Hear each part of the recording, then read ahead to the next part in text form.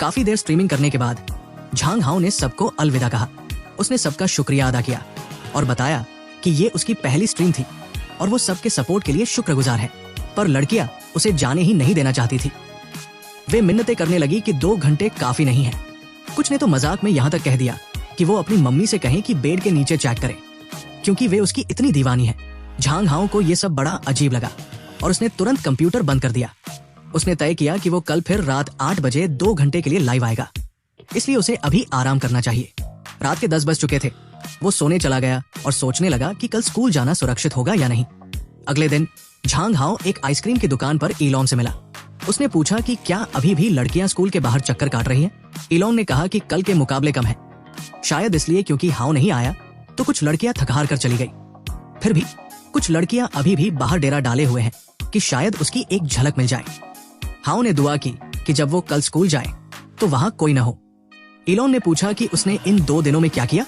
हाओ ने बताया कि उसने कुछ नॉवेल्स लिखे और लाइव स्ट्रीम भी की। ये सुनकर इलॉन की आंखें फटी की फटी रह गई। वो लगभग चिल्लाते हुए बोला, भाई तूने स्ट्रीमिंग कब शुरू की और मुझे बताया तक नहीं? उसने मजाक किया कि हाओ हर चीज में उस्ताद है तो स्ट्रीमिंग में भी कमाल ही करेगा। हाओ ने उसे चुप कराया कि कोई सुन न ले। उसने अपनी टोपी नीचे झुका ली ताकि चेहरा छिप सके और बताया कि ये सब अभी शुरू किया है और कोई कॉन्ट्रैक्ट साइन नहीं किया है। तभी हाओ को एक बड़ी स्ट्रीमिंग कंपनी का मैसेज आया। उन्होंने उसे मीटिंग के लिए बुलाया ताकि कॉन्ट्रैक्ट की बात हो सके। इलॉन ने हाओ का चेहरा देख लिया और पूछा कि क्या बात है। हाओ ने बताया कि प्लेटफॉर्म उसे साइन करना चाहता है क्योंकि उसकी स्ट्रीम पॉपुलर हो गई है। इलॉन तो खुशी से उछल पड़ा, भाई ये तो बहुत बड़ी खबर है, तुरंत साइन कर ले। उसने यकीन दिलाया कि हाओ के टैलेंट और लुक्स के साथ वो देश का सबसे बड़ा स्टार बनेगा। वो हंसा और कल्पना करने लगा कि जब हाओ सेलिब्रिटी बन जाएगा और करोड़ों कमाएगा तो वो जो चाहे खरीद सकेगा। इलॉन के लिए तो ये किसी सुनहरे सपने जैसा था, पर हाओ ने साफ कहा कि अभी वो एक स्टूडेंट है और अगर स्ट्रीमिंग की वजह से उसकी पढ़ाई पर असर पड़ा तो वो इसे छोड़ने में एक पल भी नहीं सोचेगा। उसने ये भी कहा कि सेलिब्रिटी बनने के बाद उसकी प्राइवेसी खत्म हो जाएगी। उसे डर था कि लोग उसे ऑनलाइन और असली जिंदगी में परेशान करेंगे और वो ये कभी नहीं चाहता था। इलॉन ने उसे मनाने की कोशिश की और कहा कि वो हमेशा मास्क पहनकर रह सकता है। उसका मानना था कि ये अटेंशन पाने का अच्छा तरीका है और अगर वो गाएगा या नाचेगा तो फैंस उस पर तोहफों की बारिश कर देंगे। पर झांग हाओ ने अपनी मर्यादा तय कर दी। उसने कहा कि वो लोगों का मनोरंजन कर सकता है, पर वो तोहफों की भीख मांगने के लिए नाच गाना नहीं करेगा। फिलहाल के लिए झांग हाओ ने कहा कि उसे निकलना होगा और दोनों अपने अपने रास्ते चले गए। वो इस बात से बिल्कुल अनजान थे कि 2 लड़कियां दूर से झांग हाओ का पीछा कर रही है। जैसे ही वे एक गली में पहुंचते हैं, झांग हाओ को एहसास होता है कि कोई उनके पीछे है। वो अचानक इलॉन से कहता है कि उसे सुपरमार्केट जाना है और इलॉन यहाँ से अकेला जा सकता है। इलॉन को कोई शक नहीं होता और वो हाओ को पीछे छोड़कर चला जाता है। इलॉन के जाते ही झांग हाओ उस सूनी गली में चारों तरफ देखता है।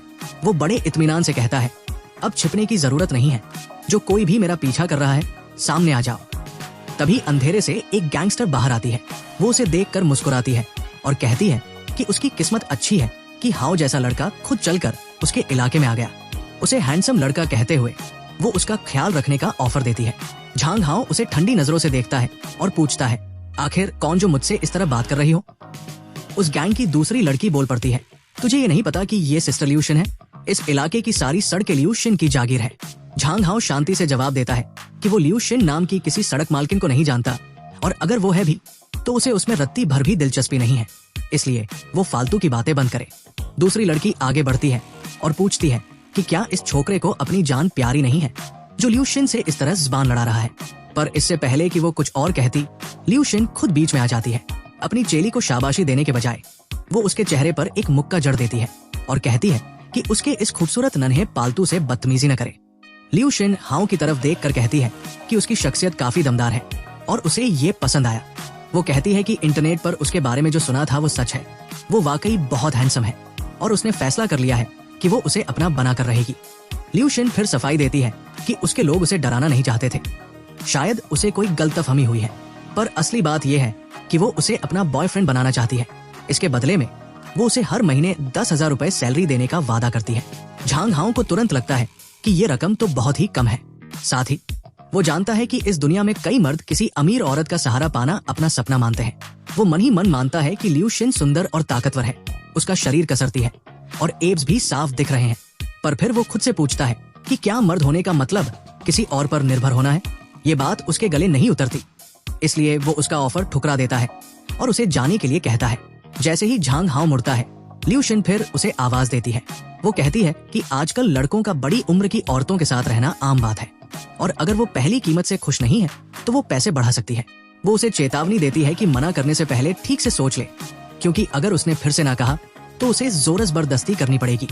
वो अपनी उंगलियों में एक छोटा चाकू नचाते हुए कहती है कि वो इतने सुंदर चेहरे को बिगाड़ना नहीं चाहती। वो चाकू को धमकी के तौर पर उसके करीब लाती है, जिसकी नोक हाओ की खाल से बस कुछ ही इंच दूर थी। झांग हाओ बिल्कुल नहीं घबराता, चूंकि उसे कुंफू आता है। वो फुर्ती से उसकी कलाई पकड़ता है और उसे मरोड़ देता है। चाकू उसके हाथ से फिसलकर जमीन पर गिर जाता है। झांग हाओ अपनी पोजीशन लेता है और सोचता है कि चलो आखिरकार उसे अपना कुंफू आजमाने के लिए कोई तो मिला। झांग हाओ अपनी कोहनी जोर से लिu शिन के सीने पर मारता है, जिससे वो लड़खड़ाते हुए पीछे गिरती है और अपना दिल पकड़ लेती है। वो दबे स्वर में उसे कोसती है, पर इससे पहले कि वो संभल पाती, हाओ की तरफ से एक उड़ता हुआ पैर उसके चेहरे की तरफ आता है। झांग हाओ वक्त रहते झुक जाता है और तेजी से जमीन पर छलांग लगाता है। वो जमीन से चाकू उठाता है और अब चाकू की नोक उन गुंडों की तरफ कर देता है। वो उन्हें चेतावनी देता है कि उसे अकेला छोड़ दे। लिu शिन की एक चेली आगे बढ़ती है और कहती है कि ये लड़का वाकई पिटना चाहता है, पर लिu शिन हाथ उठाकर सबको पीछे रहने का हुक्म देती है। वो कहती है कि इस जंगली बिल्ली को वो खुद पालतू बनाएगी। अपनी आस्तीन चढ़ाते हुए वो एक आत्मविश्वास भरी मुस्कान के साथ उसकी तरफ बढ़ती है। झांग हाओ अपनी सांसें काबू में करता है, ये सोचते हुए कि इस दुनिया में औरतों को कुदरती तौर पर बढ़त हासिल है, इसलिए अगर उसे जीतना है तो कोई और रास्ता ढूंढना होगा। वो चाकू पकड़कर बार बार हवा में लहराता है, जिससे लिu शिन को पीछे हटना पड़ता है। अपने खाली हाथ से वो फोन निकालता है और पुलिस का नंबर मिला देता है। वो उसे चेतावनी देता है कि अगर वो नहीं रुकी तो वो पुलिस को उसका नाम बता देगा। लिu शिन ठिठक जाती है। उसे एहसास होता है कि झांग हाओ न सिर्फ माहिर है बल्कि चतुर भी है। वो अपना बचाव कम करती है और पीछे हट जाती है। फिलहाल उसे छोड़ने का फैसला करती है। उसके चेले उसे हैरानी से देखते हैं। उन्हें यकीन नहीं होता कि उनकी खूंखार लीडर उस लड़के को इतनी आसानी से जाने दे रही है। पर लिu शिन मुस्कुरा कर कहती है कि कभी कभी सब्र जरूरी होता है, खासकर जब बात इतने सुंदर लड़के की हो। वो झांग हाओ से उसका नाम पूछती है। वो अपना इंट्रोडक्शन देता है, पर फौरन उसे याद दिलाता है कि वो उससे दूर रहे, क्योंकि पुलिस वाली कॉल अभी भी चालू है। लिu शिन अपना होंठ चबाती है और कहती है कि वो उसे याद रखेगी। उसकी आंखों में अभी भी लालच साफ दिख रहा था। जब झांग हाओ लड़ रहा था, लिu शिन की एक चेली ने चुपके से उसकी फोटो खींच ली और इंटरनेट पर डाल दी। वो तस्वीर तेजी से फैलने लगी। बहुत दूर एक बड़ी कंपनी में एक औरत मेज के मुखिया की कुर्सी पर बैठी है। उसका नाम मिस वेई है और उसकी मौजूदगी ही कमरे में तनाव भर देती है। उसके कर्मचारी अपनी रिपोर्ट पेश करते हुए कहते हैं कि उन्हें एक बहुत ही दमदार कैंडिडेट मिला है। प्रेसिडेंट बड़े ध्यान से सुनती है, फिर उन्हें उसे फौरन साइन करने का हुक्म देती है। उसे पूरा भरोसा है कि ये लड़का बहुत बड़ी कामयाबी हासिल करेगा। मिस वेई अपने ऑफिस में बैठी है, हाथ में सिगरेट है और सोच रही है कि उसे ये रिक्रूटिंग जैसा काम क्यों करना पड़ रहा है। उसे लगता है कि ये काम किसी हेडहंटर का है, उसका नहीं। पर फिर वो खुद से पूछती है कि वो इसके बारे में इतना परेशान क्यों है। उसका असिस्टेंट उसकी बात से सहमत होता है, पर याद दिलाता है कि ये खुद प्रेसिडेंट का सीधा हुक्म है। प्रेसिडेंट उस नए लड़के से मिलना चाहती थी और उसने खुद उससे बात करने को कहा है। मिस वेई नाक सिकोड़ कर पूछती है कि क्या उसकी माँ कभी इन नए चेहरों के पीछे भागते भागते थकती नहीं है। वो बुदबुदाती है कि क्या उसकी माँ वाकई अपने लिए कोई छोटा लड़का ढूंढ रही है जो पिता का रोल निभा सके।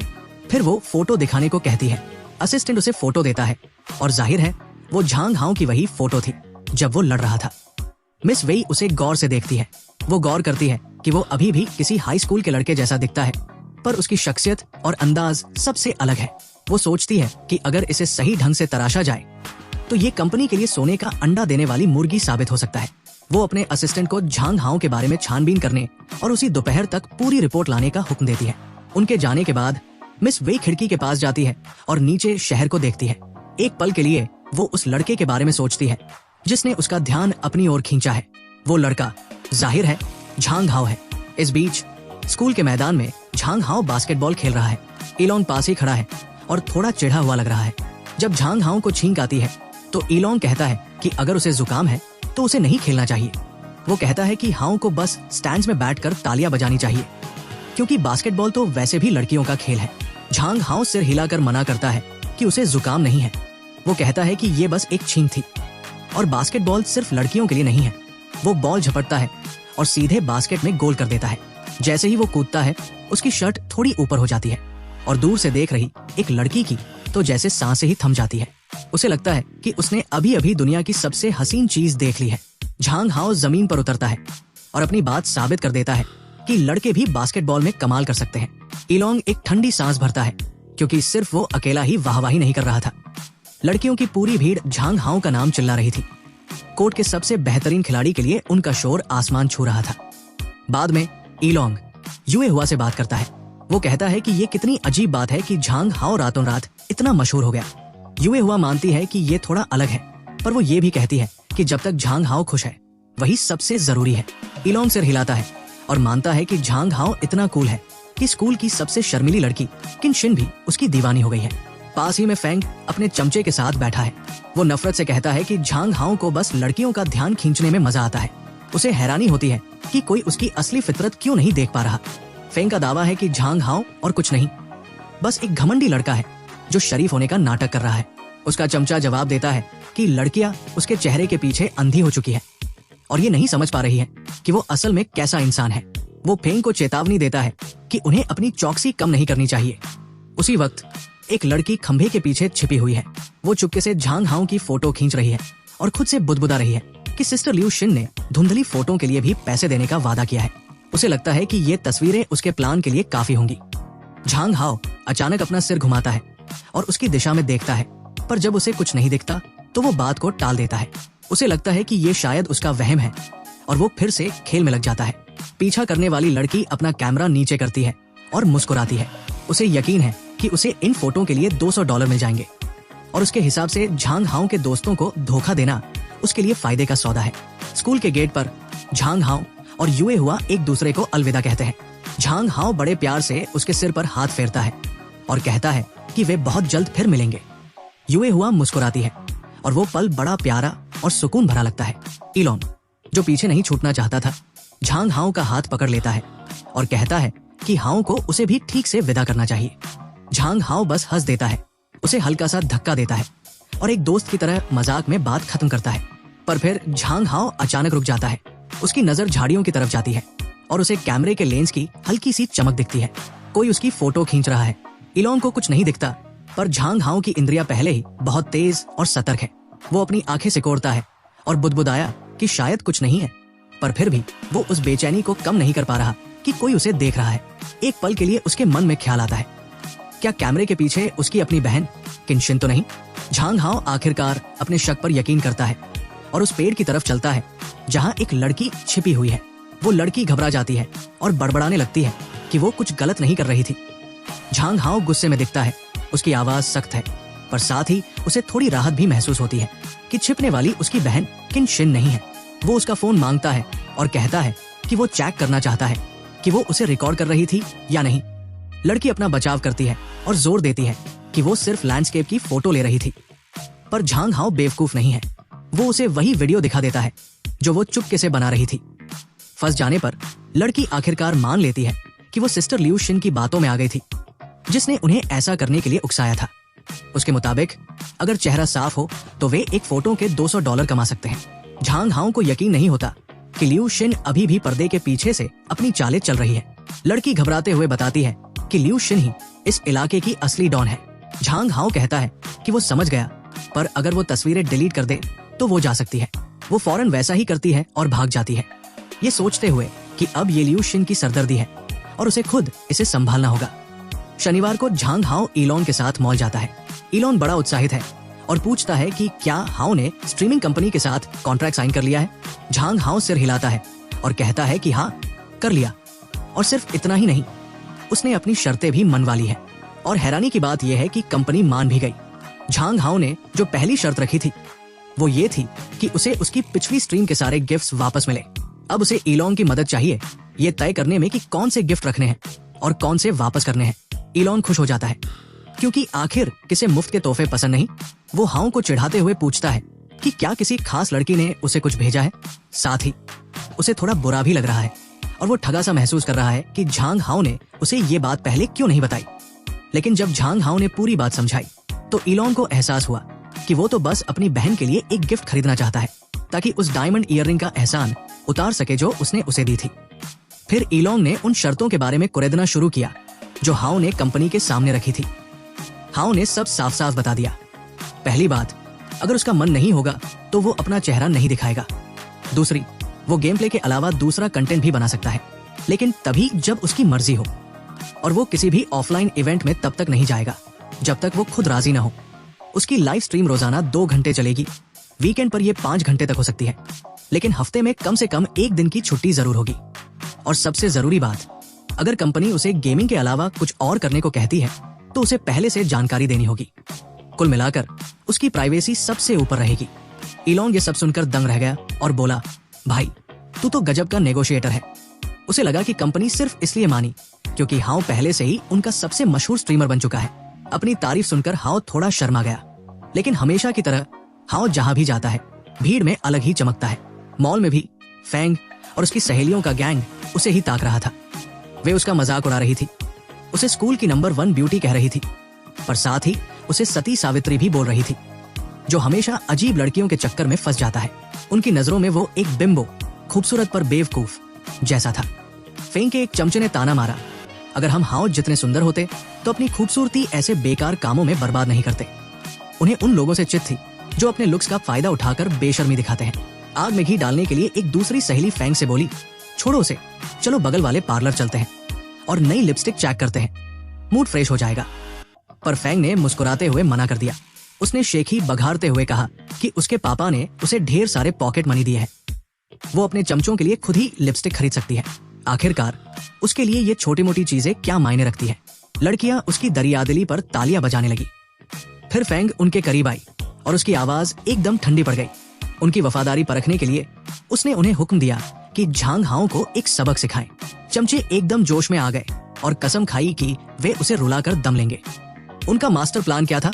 हाओ को अकेले में पकड़ना, उसकी गंदी फोटो खींचना और उन्हें इंटरनेट पर डाल देना ताकि पूरा स्कूल देख सके कि वो असल में कितना बदसूरत है। फेंग ने एक चेतावनी भी दी। उसने कहा कि ये काम किसी ऐसी जगह करना जहां किसी की नजर न पड़े, वरना पकड़े जाने का डर है। वो उसे जलील करने के सपने देख रही थी। उसका इरादा हाओ की इज्जत मिट्टी में मिलाने का था। पर विडंबना देखिए, चाहे वे कितनी भी कोशिश कर लें, झांग हाओ को बदसूरत दिखाना नामुमकिन था। वो है ही इतना हैंडसम। झांग हाओ ने अपनी बहन के लिए एक बहुत महंगी चीज खरीदी। ईलोंग ने कमेंट किया, भाई तू वाकई बहुत प्यारा भाई है। एक बेल्ट पर $1000 से ज्यादा खर्च करना कोई छोटी बात नहीं है। हाओ ने माना कि जब से उसने लाइव स्ट्रीम शुरू की है उसकी कमाई काफी बढ़ गई है। उसने बताया कि चिनचिन ने उसे असली हीरे की ईयररिंग्स दी थी, तो उसका भी फर्ज बनता था कि वो उसे उतनी ही कीमती चीज वापस दे। ईलोंग को तो कानों पर यकीन ही नहीं हुआ। असली हीरे की ईयररिंग्स। उसने तुरंत उन्हें देखने की जिद पकड़ ली। वे दोनों बातें करते हुए वॉशरूम की तरफ बढ़ गए। इस बात से बेखबर की फेंग और उसके चमचे दबे पाव उनके पीछे आ रहे हैं। लड़कियों को लगा कि हाओ को परेशान करने और उसकी बेइज्जती वाली फोटो खींचने का ये सबसे सही मौका है। लेकिन फेंग खुद पीछे हट गई और अपने चमचों से कहा कि वे लड़कों के पीछे अंदर जाएं। वो बाहर खड़े होकर पहरा देगी। असल में उसे डर था कि अगर हाओ ने उसे वॉशरूम में देख लिया तो वो ये अफवाह उड़ा देगा कि फेंग उसका पीछा कर रही है। उसके चमचे इतने बेवकूफ थे कि वे फेंग की हिचकिचाहट समझ ही नहीं पाए और प्लान के साथ आगे बढ़ गए। अंदर हाओ वॉशरूम के स्टॉल से बाहर निकला जबकि ईलोंग आईने के सामने अपना हुलिया ठीक कर रहा था।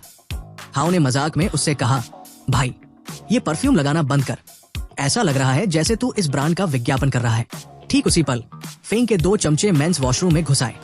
उनमें से एक ने जानबूझकर हाओ से टकराने की कोशिश की, लेकिन खुद ही लड़खड़ा गया और मुंह के बल गिरते गिरते बचा। हाओ ने फुर्ती से उसे कॉलर से पकड़ लिया और पूछा, ये क्या बदतमीजी है? तभी दूसरे ने चिल्लाना शुरू कर दिया कि हाओ ने उसे जानबूझकर धक्का दिया है और उसे तमीज से चलने की नसीहत देने लगा। ईलोंग को गुस्सा आ गया और वो अपने दोस्त के बचाव में कूद पड़ा। उसने साफ कहा कि सबने देखा है कि ये खुद गिरा है। हाओ ने किसी को धक्का नहीं दिया, पर अपनी गलती मानने के बजाय वो गिरा हुआ लड़का गुस्से में ईलोंग की तरफ झपटा। झांग हाओ एन मौके पर बीच में आ गया और उसे वही रोक दिया। उसने सख्त चेतावनी दी, अपना हाथ अपनी जेब में ही रखना। अगर किसी ने भी मेरे दोस्त को हाथ लगाने की जरूरत की तो समझो उसने मौत को दावत दी है। वो लड़का डर के मारे कांपने लगा। उसकी आवाज लड़खड़ा रही थी। वो गिड़गिड़ाते हुए बोला कि उसने किसी को नहीं मारा। उसकी बातें अब एकदम फीकी लग रही थी क्योंकि हाओ की आंखों में जरा भी डर नहीं था। हाओ ने उन्हें रास्ते से हटने को कहा, लेकिन हार मानने के बजाय उस लड़के ने एक आखिरी बार उसे उकसाने की कोशिश की। उसने हाओ की तरफ थूका और उसे घिनौना कहा। हाओ ने आखिरी पल में खुद को बचा लिया, पर अब उसके सब्र का बांध टूट चुका था। उसने अपना मुक्का ताना और जोरदार पंच उसके चेहरे पर जड़ा। उसने साफ कह दिया कि ये मत सोचना कि तुम लड़कियां हो तो मैं हाथ नहीं उठाऊंगा। दूसरी सहेली चीखी कि हाओ ने उसके दोस्त को मारा है। इलोंग ने भी अपनी आस्तीन चढ़ाई और आगे बढ़ गया। देखते ही देखते वे दोनों लड़कियां एक दूसरे के बाल खींचकर लड़ने लगी, जिसे देखकर हाओ को भी शर्म आ गई। उन्हें ऐसे चीखते चिल्लाते और नाखून मारते देखना बहुत अजीब था। इसलिए हाओ ने बीच में आकर उन्हें दिखाने का फैसला किया कि असली लड़ाई क्या होती है। उसने चंद सेकंड में दोनों को सबक सिखा दिया। उसके वार इतने सटीक और तेज थे जैसे कोई सुपरफास्ट सॉफ्टवेयर अपडेट। खेल खत्म होने के बाद हाओ ने कहा, अगली बार अपने काम से काम रखना। उनमें से एक ने अपना चेहरा पकड़कर चिल्लाया कि हाओ को ये मुक्का बहुत महंगा पड़ेगा। उसने धमकी दी कि वो अपने पार्टनर को बुलाकर हाओ का बुरा हाल करवा देगी, लेकिन हाओ सीना तान कर खड़ा रहा। उसे इन खोखली धमकियों से कोई फर्क नहीं पड़ा। मॉल के बाहर हाओ और इलोंग जा ही रहे थे कि तभी शियुकी अपने पार्टनर के साथ वापस आ गई। वो रोने धोने का नाटक करने लगी और हाओ की तरफ इशारा करते हुए बोली कि इसी ने उन पर हमला किया था। शियुकी का पार्टनर, जो एक काफी तगड़ी और कसरती लड़की थी, हाओ को नफरत भरी नजरों से देखने लगी। उन चमचों ने झूठ बोला कि हाओ ने उन्हें वॉशरूम में घेर लिया था और उनके पास भागने का कोई रास्ता नहीं था। फेंग हमेशा की तरह चालाकी से पीछे हट गई। उसने कहा कि वो पहले वॉशरूम जा रही है और अपने चमचों को हाओ की पिटाई शुरू करने को कहा। एक ने कहा कि फेंग को यहाँ रुककर हाओ की बेइज्जती की फोटो लेनी चाहिए, पर फेंग बेवकूफ नहीं थी। उसने दूर से ही अपने फोन से रिकॉर्डिंग शुरू कर दी ताकि वो हर एंगल से वीडियो ले सके। उसका प्लान सीधा था। वो ये वीडियो स्कूल के फोरम पर डालेगी ताकि सब हाओ की फजीहत देख सके। शियुकी अपनी नौटंकी जारी रखे हुए थी और मगरमच्छ के आंसू बहा रही थी ताकि वो खुद विक्टिम लगे। लेकिन हाओ डरा नहीं। बेखौफ होकर उसने पूछा, क्या हुआ? ये डरपोक लोग फिर से वापस क्यों आ गए? इलोंग थोड़ा संभल कर बोला कि शुरुआत इन लोगों ने ही की थी और उन्होंने सिर्फ अपना बचाव किया है। हाओ को कोई सफाई देने की जरूरत महसूस नहीं हुई, बल्कि वो तो काफी उत्साहित लग रहा था। उसने कहा, अगर कुछ कहना है तो सीधे कहो, सबका वक्त क्यों बर्बाद कर रहे हो? पर तभी कुछ ऐसा हुआ जिसकी उम्मीद किसी को नहीं थी। उस बॉडी बिल्डर पार्टनर ने पहली बार हाओ को गौर से देखा और उसके तेवर ही बदल गए। पहली नजर में ही वो हाओ पर लट्टू हो गई। उसकी गर्लफ्रेंड शियुकी ने ये देख लिया और गुस्से से पागल हो गई। वो चिल्लाने लगी, तुम इतनी बेशर्मी से उसे क्या ताक रही हो? पर वो तगड़ी लड़की एकदम शांत रही। उसने माना कि जो हुआ सो हुआ, पर गलती उसकी गर्लफ्रेंड की ही थी जिसने हाओ पर हाथ उठाया था। वो बॉडी बिल्डर लड़की हाओ की तरफ मुड़ी और बिना हिचकिचाए अपनी गर्लफ्रेंड की तरफ से माफी मांगी। उसने कहा कि इस बात को यही खत्म कर देना चाहिए। शियुकी को अपने कानों पर यकीन नहीं हुआ। अपनी ही पार्टनर से सरेआम बेइज्जती सहकर वो आग बबूला हो गई। उसने पूछा, क्या तुम्हें झांग हाओ से प्यार हो गया है? पर उस लड़की ने कोई जवाब नहीं दिया, बात को अधर में लटका दिया। आखिरकार हाओ ने अपने अंदाज में दखल दिया। उसने रूखेपन से कहा, अगर तुम लोगों के बीच कोई घरेलू झगड़ा है तो कहीं और जाकर सुलझाओ। उसने उन्हें रास्ते से हटने को कहा ताकि वो और इलोंग आगे जा सके। शियुकी अपनी पार्टनर की बातें सुनकर दंग थी, लेकिन उसकी पार्टनर ने उसे धमकाते हुए कहा कि अगर उसने मुंह बंद नहीं किया तो वो उसे बोरे में बंद करके नदी में फेंक देगी। इस कड़ी चेतावनी के बाद उसने अचानक अपनी आवाज बदली और हाओ की तरफ मुड़ी। उसने कहा कि शायद कोई गलतफहमी हुई थी और दोस्ती का हाथ बढ़ाते हुए नंबर एक्सचेंज करने की बात कही। उसने माफी के तौर पर हाओ को गिफ्ट देने का भी ऑफर दिया। फेंग, जो किनारे से सब देख रही थी, ये पूरा सीन रिकॉर्ड कर रही थी।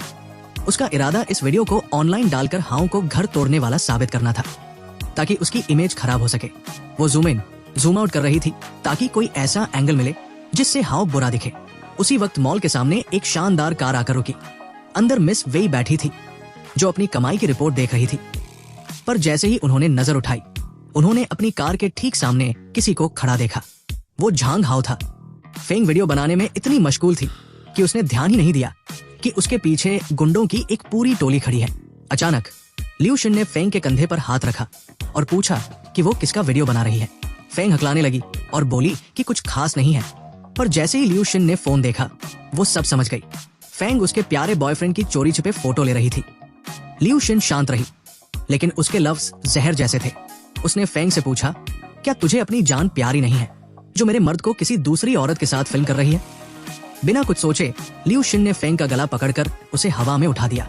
फेंग गिड़गिड़ाने लगी कि उससे गलती हो गई। वो जानती थी कि लियू शिन इस इलाके की डॉन है और झांग हाओ जैसे लड़के की वजह से वो लियू शिन से पंगा नहीं ले सकती। लियू शिन ने फेंग से कहा कि अगर ऐसी बात है तो उसे उसके बॉयफ्रेंड से मिलना होगा। लियू शिन ने फेंग को अपनी पकड़ में लिया और आगे बढ़ी, यहाँ तक कि वो बॉडी बिल्डर लड़की भी पसीने छोड़ने लगी कि फेंग इतने खतरनाक लोगों के बीच क्या कर रही है। लियू शिन सीधे झांग हाओ के पास गई और उससे बात की। उसने कहा कि भले ही सिर्फ 2 दिन हुए हैं, पर वो उसे बहुत याद कर रही थी। लेकिन हाओ के चेहरे पर कोई शिकन तक नहीं आई। यहाँ तक कि ईलोंग भी लियू शिन को देखकर घबरा रहा था, पर हाओ बस इस नाटक को खत्म करना चाहता था, क्योंकि एक के बाद एक उसकी दीवानी लड़कियां मॉल के बाहर जमा हो रही थी। हाओ जाने लगा, पर लियू शिन ने उसे रोक लिया। उसने फेंग को जमीन पर पटक दिया और हाओ से कहा कि ये लड़का ही तुम्हारा वीडियो बना रही थी, अब तुम इसके साथ जो चाहो वो करो, ये मेरा तुम्हारे लिए छोटा सा तोहफा है। झांग हाओ उसकी बातों में नहीं आया और उसने 2 टूक शब्दों में पूछा कि लियू शिन आखिर उससे चाहती क्या है। लियू शिन ने चुटकी बजाई और उसके चेले तुरंत वहां से भाग निकले। झांग हाओ को लगा कि शायद वो फिर से लड़ने वाली है, पर वे तो फूलों का एक बड़ा सा गुलदस्ता लेकर वापस आई। लियू शिन ने वो गुलदस्ता उसकी तरफ बढ़ाया और बड़ी ही कोमल आवाज में पूछा कि क्या वो उसके साथ डेट पर चलेगा। उसने कहा कि वो उसे बहुत पसंद करती है। लियू शिन ने वादा किया कि अगर हाओ उसका बॉयफ्रेंड बन जाए तो वो उसे वो सब देगी जो वो मांगेगा। हाओ मन ही मन सोचने लगा कि ये तो बड़ी पक्की सरफरी है जो बार बार पीछे ही पड़ जाती है। उसने एक बार फिर बड़े प्यार से मना किया और कहा कि उसे कोई दिलचस्पी नहीं है, वो उसके साथ कहीं नहीं जाना चाहता और उसे अभी निकलना होगा क्योंकि उसे जल्दी है। फिर भी लियू शिन ने जोर दिया कि कम से कम फूल तो ले ले। हाओ को हंसी आ रही थी कि पहली मुलाकात में इसने चाकू निकाला था और अब मुस्कुराकर फूल दे रही है। उसे लगा कि ये सब बस बातों में फंसाने का तरीका है। हाओ ने साफ कह दिया कि जब उसे बॉयफ्रेंड नहीं बनना तो वो फूल भी नहीं लेगा। उसने याद दिलाया कि उस दिन गली में इसने उसे जान से मारने की धमकी दी थी, इसलिए बेहतर यही है कि दोनों सब कुछ भूल जाएं, अजनबियों की तरह बर्ताव करें और अपने अपने रास्ते निकल लें, वरना हाओ ने चेतावनी दी, मेरे पास पुलिस बुलाने के अलावा कोई रास्ता नहीं बचेगा। लियू शिन के चेले दंग थे कि हाओ की इतनी हिम्मत, पर लियू शिन ने उन्हें डांट दिया कि वे बीच में न बोले। ईलोंग ने घबराते हुए पूछा कि क्या लियू शिन किसी का खून करने वाली है, और तभी उसकी नजर ईलोंग पर पड़ी। उसने उसे गौर से देखा और पहचान लिया कि ये हाओ का जिगरी दोस्त है। हाओ ने तुरंत पूछा कि क्या वो अब उसके दोस्तों की भी जासूसी कर रही है। उसने बड़े आराम से जवाब दिया कि अपने बॉयफ्रेंड के करीबियों की फिक्र करना तो लाजमी है। उसने चुटकी लेते हुए कहा कि उसकी कुछ सहेलियों को भी हाओ और उसके दोस्त पसंद आने लगे हैं और वो उन लड़कियों को हाओ का दीवाना होने से नहीं रोक सकती। हाओ समझ गया कि ये एक छिपी हुई धमकी थी। वो मीठी बातों के पीछे ईलोंग के जरिए उसे डरा रही थी।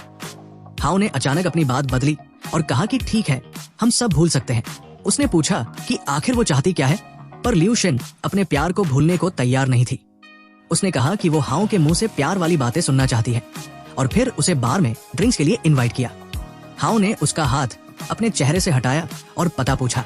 लियू शिन मुस्कुराई और बोली, वेस्ट साइड वाले लाइट्स अप रेस्टोरेंट में शाम 7 बजे मिलना, मैं तुम्हारा इंतजार करूंगी।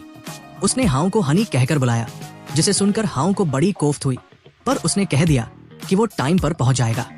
बाद में ईलोंग ने हाओ को एक तरफ ले जाकर कहा कि वो औरत साफ साफ गुंडी लग रही थी। उसके साथ सबके शरीर पर टैटू थे। क्या हाओ वाकई ऐसी औरत के साथ अकेले जाना चाहता है? उसने कहा कि ये खतरनाक हो सकता है, पर हाओ ने फिर वही कहा कि वो पुलिस को कॉल कर सकता है। हाओ ने समझाया कि बात इतनी सीधी नहीं है, उन लोगों का कोई पुराना क्रिमिनल रिकॉर्ड नहीं है, तो पुलिस ज्यादा कुछ नहीं कर पाएगी, और अगर उसे गुस्सा दिलाया तो वो उनकी जिंदगी नरक बना देगी। हाओ ने आखिरकार कहा कि सबकी भलाई के लिए वो आज रात लियू शिन से मिलने जाएगा। उसने ईलोंग से कहा कि फिक्र न करे, वो आजकल कुंफू की प्रैक्टिस कर रहा है, तो वे उसका कुछ नहीं बिगाड़ पाएंगे, बल्कि ईलोंग को खुद सावधान रहना चाहिए। ये सुनकर ईलोंग ऐसे रोने लगा जैसे उसका दोस्त किसी जलती हुई आग के गड्ढे में कूदने जा रहा हो। तभी वहां कोई और धमका। वो मिस वेई की असिस्टेंट थी। उसने हाओ से कहा कि उनकी सीईओ उससे मिलना चाहती है और बेहतर होगा कि वो उनके साथ चले। हाओ को फिर एहसास हुआ कि ये रिवर्स हरम उसके लिए कितनी बड़ी सरदर्दी बन गया है। वो लड़कियों के इस तरह पीछे पड़ने और 24 घंटे परेशान करने से तंग आ चुका था। उसने पूछा, आखिर ये सीईओ है कौन? तभी बॉडीगार्ड्स ने उसे घेर लिया। हाओ को समझ नहीं आ रहा था कि क्या जवाब दे। उसने कभी नहीं सोचा था कि इतने सारे लोग एक साथ उस पर दबाव डालेंगे।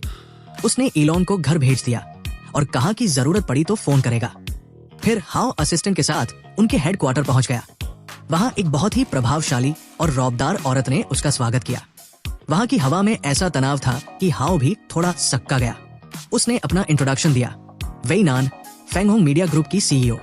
वो सीधे उसके पास आई और 2 टूक शब्दों में बोली कि उसकी पहली स्ट्रीम सुपरहिट रही है। उसके हिसाब से पूरी दुनिया में उसके जैसा स्ट्रीमर कोई दूसरा नहीं है। वेई नान ने हाउ के सामने एक कॉन्ट्रैक्ट रखा और उसे साइन करने को कहा। वादा किया कि वो उसे एक बड़ा स्टार बना देगी। पर बात इतनी आसान नहीं थी और हाउ चौंक गया। जब उसने कॉन्ट्रैक्ट पढ़ा तो उसे समझ आया कि उसके पास जो पहले से है वो इससे कहीं बेहतर है। उसने माफी मांगी और कहा कि ये सब एक गलतफहमी है। उसने समझाया कि उसे न तो स्टार बनना है और न ही मशहूर होना है। उसने ये भी कहा कि उसे रात के खाने के लिए जल्दी घर निकलना है।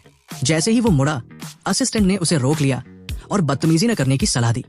उसने याद दिलाया कि सीईओ हर किसी से खुद नहीं मिलती और वेई नान ने बड़ी मेहरबानी की है जो उससे खुद बात कर रही है। पर हाउ को ये मंजूर नहीं था। उसने बड़े आराम से कुंफू का इस्तेमाल कर अपना हाथ छुड़ाया और फिर कहा कि उसे कॉन्ट्रैक्ट नहीं चाहिए। वो बाहर की तरफ बढ़ा, पर तभी उसने उस औरत को आगे खींचा और वो मुंह के बल जमीन पर जा गिरी। वेई नान ने ये देखा और समझ गई कि हाउ को अपनी हिफाजत करना आता है। इसके बाद वो तेजी से हाउ पर झपटी। हाउ ने उसके घूंसों को रोका और खुद भी हमला करने की कोशिश की, पर वो बहुत फुर्तीली थी। उसने कहा कि एक स्कूल के बच्चे को इतने ऊंचे लेवल का कुंफू आते देखना यकीन के बाहर है और ये वाकई काबिले तारीफ है। हाउ ने जवाब दिया कि तारीफ के लिए शुक्रिया, पर वो वेई नान का ऑफर फिर भी स्वीकार नहीं कर सकता। उसने कहा कि मना करने में जल्दबाजी न करे, क्योंकि इस दुनिया में ऐसी कोई चीज नहीं जिसे वो पा न सके। उसने हाउ को सोचने के लिए और वक्त दिया। वेई नान ने अपनी असिस्टेंट को उसे घर छोड़ने का हुक्म दिया। हाउ समझ गया कि ये औरत भी कोई कच्ची खिलाड़ी नहीं है